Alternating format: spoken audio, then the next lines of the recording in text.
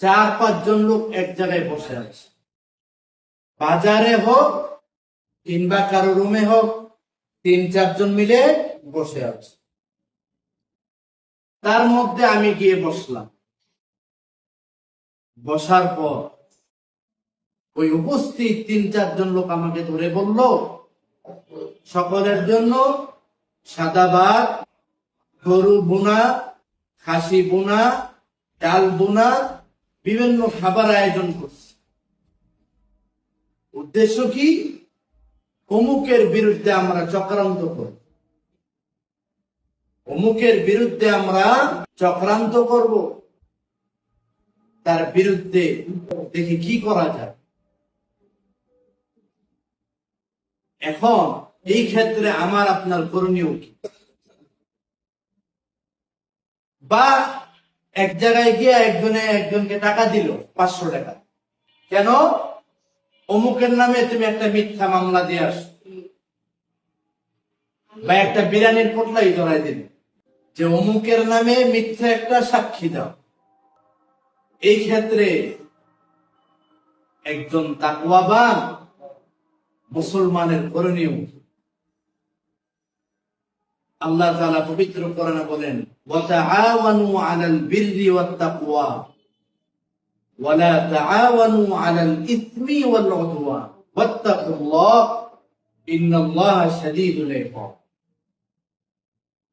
ওই যে আমি 3-4 জন গ্রুপের মধ্যে গিয়ে বসলাম, বসার পরে আমাকে কি বললো, আগামীকাল আমার বাসায় বা আমার খানকায় বা আমার ব্যক্তিগত রুমে আপনি সহ আরো 4-5 জনের বিশেষ দাওয়াত, সাদা ভাত, মুরগি, খাসি, গরু, ডাল বোনা, আরো বিভিন্ন খাবার। উদ্দেশ্য কি? আমরা 4-5 জন মিলে একসাথে ঘুরবো, অমুক আলেমের বিরুদ্ধে চক্রান্ত করব, বা অমুক ভাইয়ের বিরুদ্ধে আমরা ক্ষতি করার একটা চেষ্টা করব। এই ক্ষেত্রে একজন মুত্তাকি পরহেজগারের কাজ হলো যে না ভাই, আমরা কোন ভাইয়ের বিরুদ্ধে কাজ করব না, কারো বিরুদ্ধে চক্রান্ত করব না। ওয়া তাআওয়ানু আলাল বিররি ওয়াত তাকওয়া, আল্লাহ তাআলা পবিত্র কোরআনে ইরশাদ করেন, তোমরা সৎ কাজে, ভালো কাজে, তাকওয়ার কাজে একে অপরকে সহায়তা করো, একে অপরকে সাহায্য করো। আল্লাহ বলেন, ওয়ালা তাআওয়ানু আলাল ইসমি ওয়াল উদওয়ান, গুনাহের কাজে, নাফরমানি কাজে, সীমা লঙ্ঘন করার কাজে, অবাধ্যতার কাজে, কোন পাপের কাজে একে অপরকে সাহায্য করা যাবে। নিষেধ করছেন কে? পরস্পরে অন্যের ক্ষতি করা এটা গুনাহের কাজ।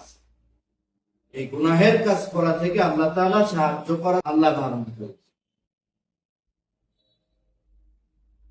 আর যার ভিতরে তাকওয়া আছে, আল্লাহর ভয় আছে, সে কখনো আরেক ভাইয়ের বিরুদ্ধে চক্রান্ত করতে পারে না। যার ভিতরে কবরের ভয় আছে, যার অন্তরে আল্লাহর ভয় আছে, যার অন্তরে আল্লাহর তাকওয়া আছে, সে কখনো কোন ভাইয়ের প্রতি, কোন মুমিন ভাইয়ের প্রতি সে আক্রোশ, বিদ্বেষ, আশা, হিংসা রাখতে পারে না।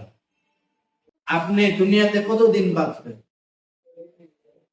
একজনে বলে যে যতদিন বাঁচবো অন্যের বিরুদ্ধে লেগেই থাক। আপনি কয়দিন বাঁচবেন?